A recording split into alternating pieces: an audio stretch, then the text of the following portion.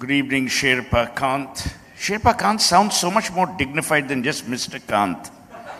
It gives it a veneer of an explorer, a summiteer, a person who works hard to make things happen, which, by the way, all these attributes are true of Amitabh. I've had the pleasure of knowing Amitabh for almost 3 decades. He's slightly older than I am. And what I've admired about him is his tenacity, intellectual rigor, and the most important thing, when it was a different era and a different government, his ability to make things happen. And it's very important that we have governments that make things happen, because they don't make things happen for themselves, they make things happen for us, for citizens of India. And I think this session is important because, Amitabh, what we want to cover over the next 30 minutes is the worldview of India now slowly emerging, not only as a developing economy, but also someone that's taken seriously at the high table of nations across the world. So I want to begin by asking you to demystify 3 things. G20, the importance of G20 in branding India both as a political and economic superpower, and what do you see are the most important challenges? A lot of the summits fail because they engage within the government and the citizen is left disengaged, except that, traffic comes to a standstill for the citizen. What are the 3 things, and these 3, what are your views on this? So Suhel, let me first say that G20 is one body which comprises of both the most advanced nations in the world, that is the G7, plus emerging markets. Is a grouping which comprises about 85% of the global GDP. It comprises of about 78% of the global trade, 2/3 of the population, and almost about 95% of the patents and innovation are done in G20 countries. It's important because the United Nations is too large a body. It's not able to find solutions in today's complex world. G7 is too elitist. And it's too elitist because when several crises arose, like the Asian currency crisis, the Mexican peso crisis, the Russian financial crisis, the G7 realized that it's important to expand and cover the G20. And it was the initiative of the US president that G20 was then developed. So G20 is one body which is comprising of both advanced and emerging markets, and they are able to find very critical solutions to issues of economic growth, financial progress, social inclusion, many of these issues. The challenges are enormous. The challenges are enormous because by the time India takes over presidency, you will see that growth would have slowed down. There would be recession in several parts of the world. Global supply chains are disrupted. You have the Russia-Ukraine crisis. Climate action is very critical. And you have a scenario where growth with climate action and growth with equity, because SDGs, COVID has taken education, health, nutrition, all of them have regressed, they've not progressed. So the 2030 agenda of sustainable development goals, the world is way behind. You have to accelerate progress. So all these are challenges. And to the third point which you said, that unlike G20s held in many other parts of the world, the Prime Minister is determined to make it into an event where the citizens of India are active participants, and therefore he's decided that G20 events would be held in every single state, every single union territory of India. And that would mean that the citizens of India and the states of India, the union territories of India, would be very active participants in both substantive issues as well as issues relating to participating in cultural fairs, in participating in handicrafts, exhibitions, many other ways where they would be very big stakeholders in this process. Excellent. It would also give Arnab and his colleagues in the media some reprieve. For the last 8 months, we've been discussing G23. Now we'll at least focus on G20. But I want to come to the demystification part of it when you talk about events for the public and for the people. It's very important, and I have to say this as an outsider, I hate all political parties. What has happened in the last 8 years are three things. A, there's a pride about being Indian without the arrogance. And the pride is substantiated by data points that you mentioned, data points that Mohan mentioned earlier. And you can see visible progress. It's a government that works hard. The second, which is a reality, is that the government has great individual communicators, but somehow the overarching communication of the government is poor, it's weak. The international outreach is weak. There's criticism, misplaced, not misplaced, but I think that needs some work. The third, which you very rightly mentioned, I genuinely believe that G20 is a great branding exercise for India, Indians, and Indianness. What are your views on that? So, Suhel, this is a unique opportunity.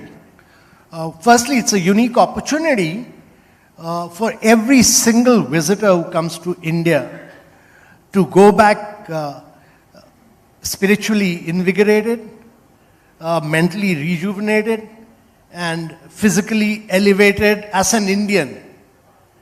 He must go back being an Indian. That's important. The second important point is that it's also important to build the India narrative. A lot has been done in the last 7-8 years. And it's important to point out to the world that we've created digital public goods of the kind, building up individual identity, fast payments, consent-based empowerment on digital data, CoWIN, FASTags, the kind of digital public goods we've built up, we've demonstrated to the world that the digital public infrastructure, all the innovations have come from an emerging market and not from an advanced market, as distinct from the big tech innovation model of US and the GDPR market of the Europe, where privacy was there, but innovation was killed. But India has combined innovation with privacy, and therefore, huge amount of, we are far more digitally advanced. We do 7x of digital payment of what United States, Europe, and Canada do together. We do 3x of what China does in digital payments. It's also important to point out that we've done some remarkable work on infrastructure. We've provided piped water connection to 81 million houses. 81 million houses under the Jal Jeevan mission, which is like providing water connection to every single citizen of Brazil. We provided 30 million houses under the Awas Yojana, which is like providing house to the entire population of Australia. Entire population of Australia. And we've done 50,000 kilometers of roads, which is like building roads all through the European Union. Now, these are very major achievements in the last 7 to 8 years of this government, which need to be highlighted and pointed out to the world that there has been a radical transformation in terms of housing, in terms of electricity, in terms of providing LED bulbs, in terms of a huge transformation that has taken place. So I'm a great believer that the story of India has just begun. It is not just the decade of this is not just the decade of India, but this is going to be India's century in the coming years. So, this is exactly what I was alluding to. People buy benefits. Brands are all about benefits. You don't buy Colgate, you buy the whitest teeth. You don't buy Surf, you buy the whitest wash. What you're saying has a duality in terms of the narrative. All the things that you talked about have actually transformed India. and are transformational for the world to see about India. My personal view is that this is the narrative that now needs to be played out. You know, we need to somehow wrap this in quasi-emotional speak.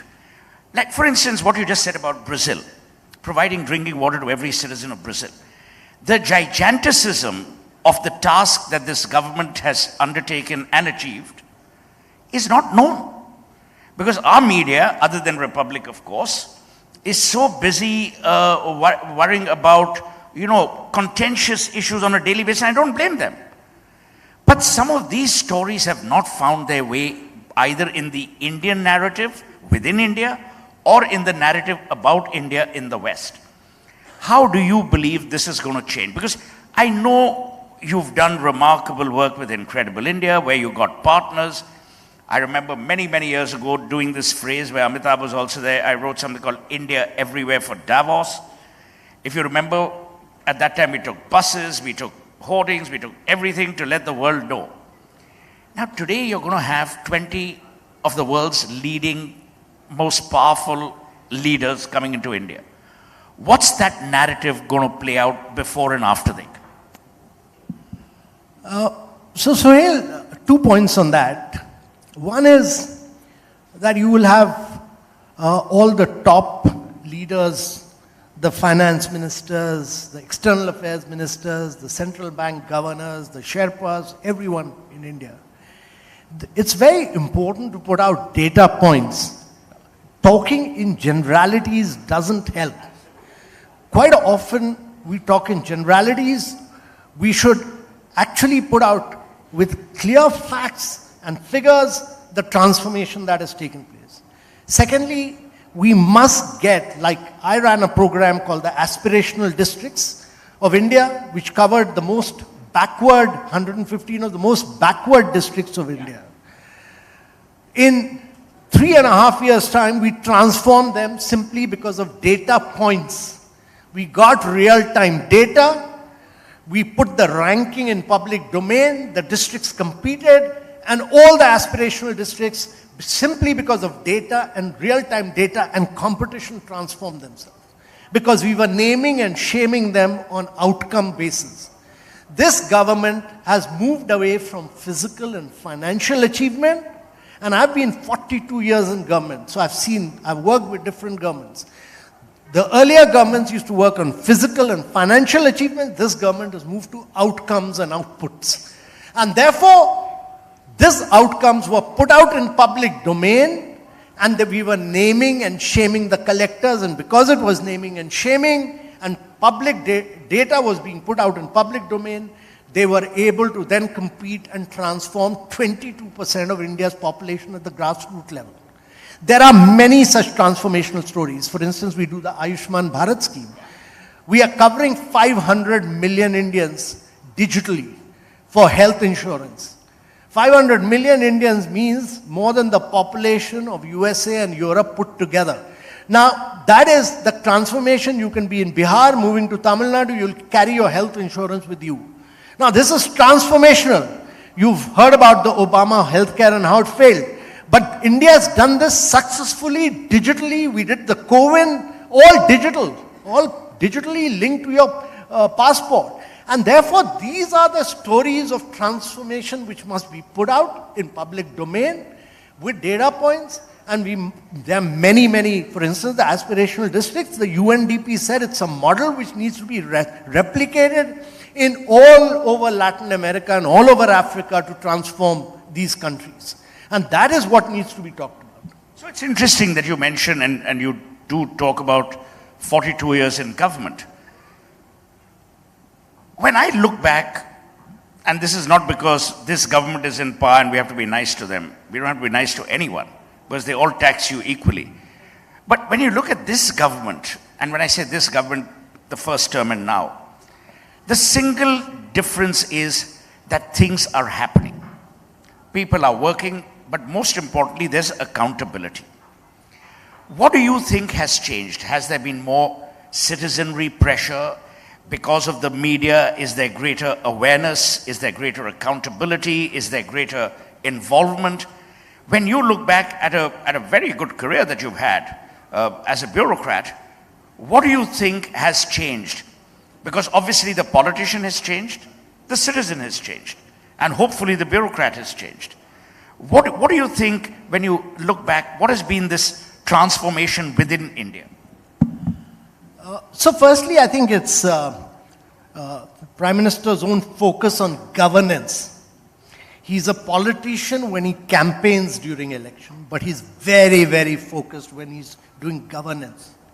Other than election time, he's actually a hardcore taskmaster at governance. And a very tough hard master on governance issues. He focuses on outcomes.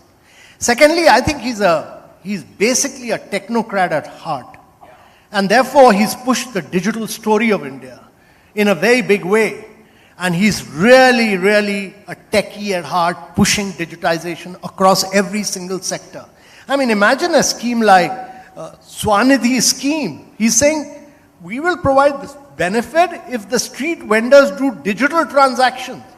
Look at the GST, the goods and services tax. Totally digital, totally paperless, totally cashless. You're tracking down everything. So each one of the schemes are getting implemented, which are, look at COVID, totally digital, unlike the Western world. And therefore, every single scheme is digital, which is enabling us to pole vault, not just leapfrog, but pole vault. And that is what gives me the confidence that with a young population, with technology, you are going to, in the coming years, you'll accelerate the pace of growth because you've carried out major structural reforms in your economy. You've carried out the GST, you've brought in the IBC, you've redefined your MSMEs, you've enabled, look at many of our startups. When I started, when we all worked on the Startup India movement and PM launched it, there were 118 startups.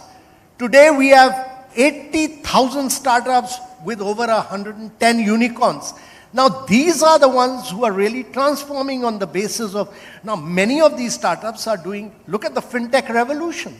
They are doing lending based on cash, digital cash flows. Many of them like Zerodha, etc. are doing wealth management and creation. Look at Digit and Go Digit, all of them are doing insurance.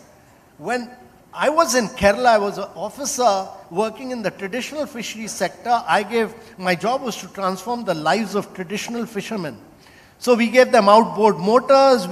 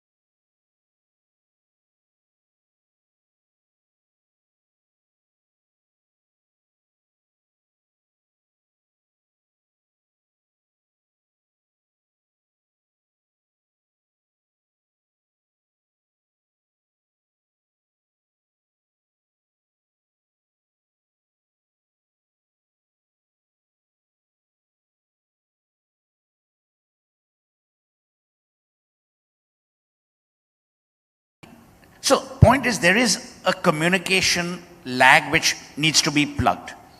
I want to now come to level 2. A lot of economists, both in-house and people who practice economics with taxi drivers, keep talking about joblessness and jobless growth and keep talking about the fact that, oh, there's a high level of unemployment. Earlier, a speaker mentioned that we would be the world's largest population in another 2-3 years. Where do you see the challenges of unemployment, growth, aspiration, and how do you see that whole axis playing out? So Suhel, I'm a great believer in accelerating the process of growth. when Prime Minister talks about becoming a developed nation by 2047, he's basically saying that you have to transform India in one generation. In one generation. Now, some countries in Asia have done this earlier. But that would mean that India needs to grow rapidly to be able to grow with jobs. You create jobs not by distributing poverty. You create jobs by distributing growth. And therefore, we need to understand that if you grow at 6%, your $3 trillion economy would be a $14 trillion economy. If you grow at 8%, it will be a $22 trillion economy. But if you grow at 10%, you will be a $34 trillion economy. And you would have taken your per capita income from $2,100 to close to $25,000, bringing prosperity to every citizen of India. You will make him more advanced than anybody else. And that is the prosperity we need. And that means that India needs to fire on all cylinders. Not just services growth, it needs to fire on manufacturing, it needs to fire on agriculture, it needs to fire on urbanization, sustainable urbanization.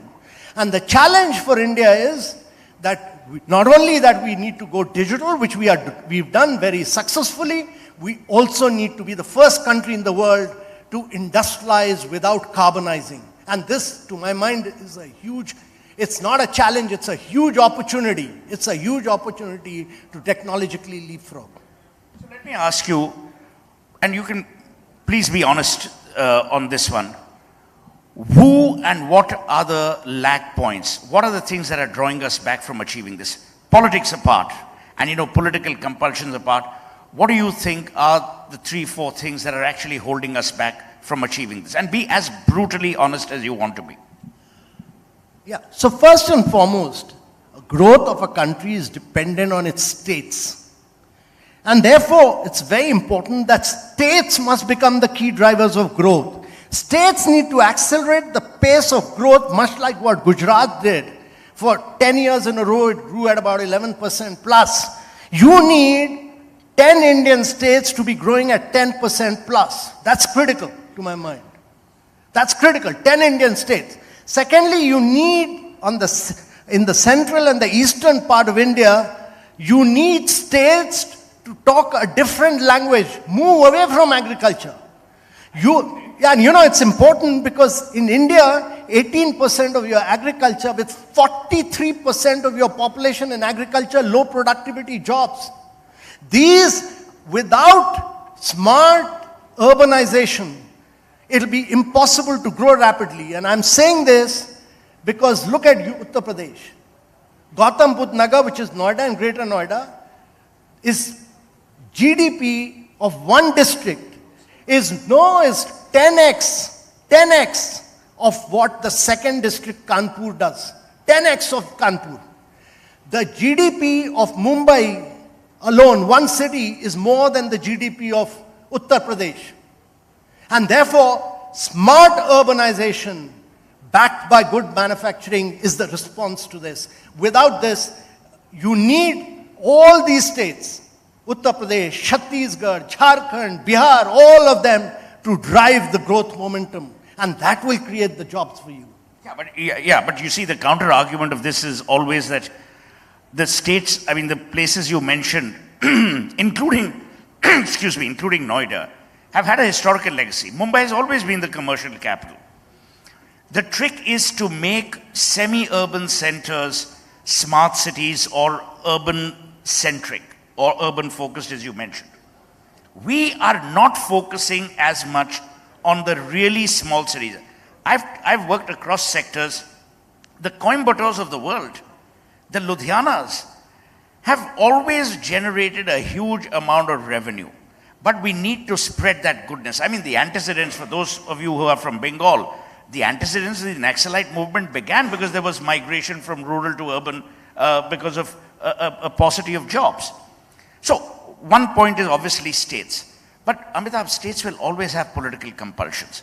Some people, and it's really tragic, I don't want to mention names, some states, at the cost of their own citizens, are opposing goodness for just petty partisan political reasons. That's not going to change in a hurry. So the point about that is that good economic growth and good governance must become good politics. Absolutely.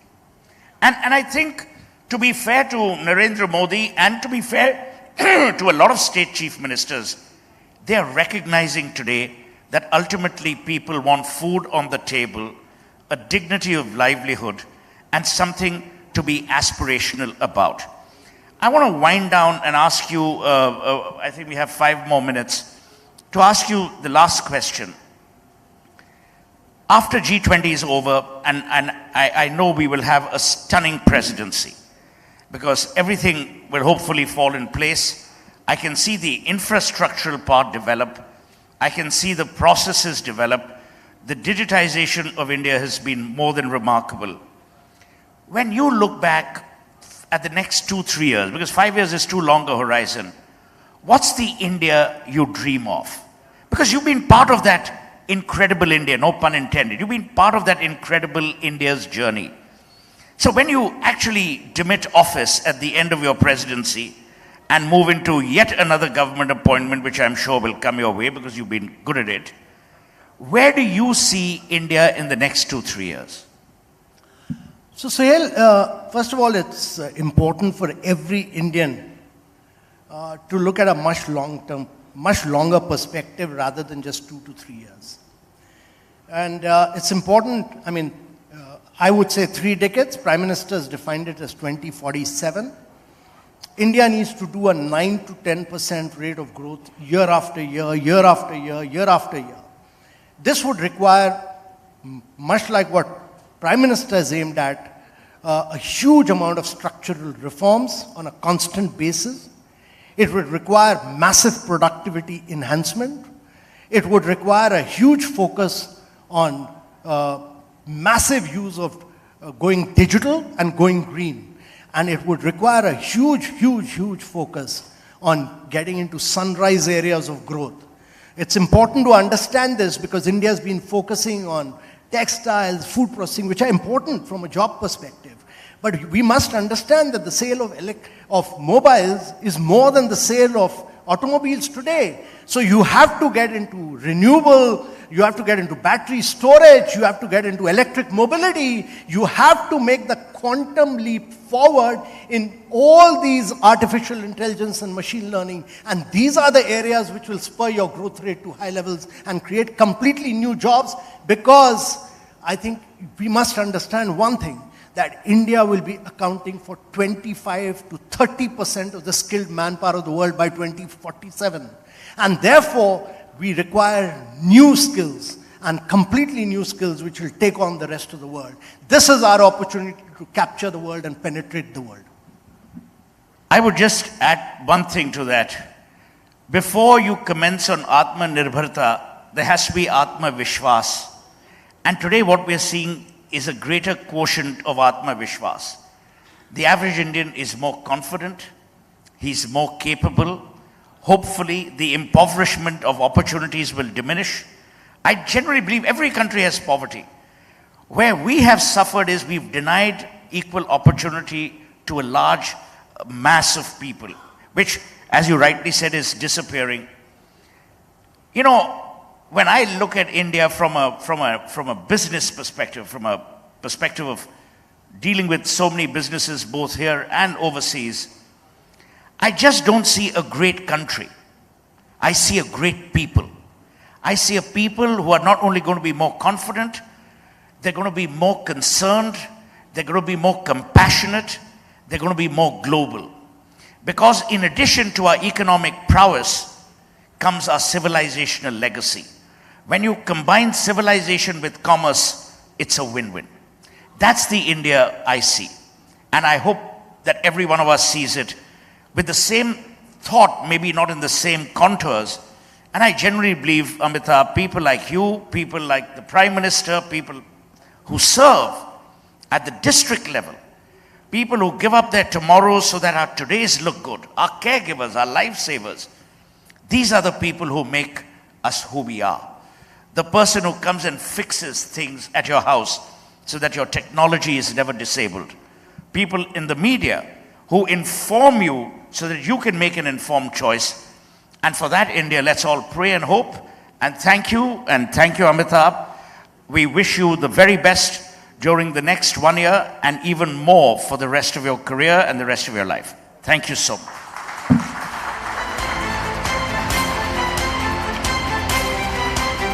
Thank you so much, Mr. Kant and Suhel, for that fabulous conversation. Moving on, ladies and gentlemen, our next discussion on Mission Superpower, surpassing or bypassing China, will discuss how far is India from surpassing China. With India churning out more unicorns than the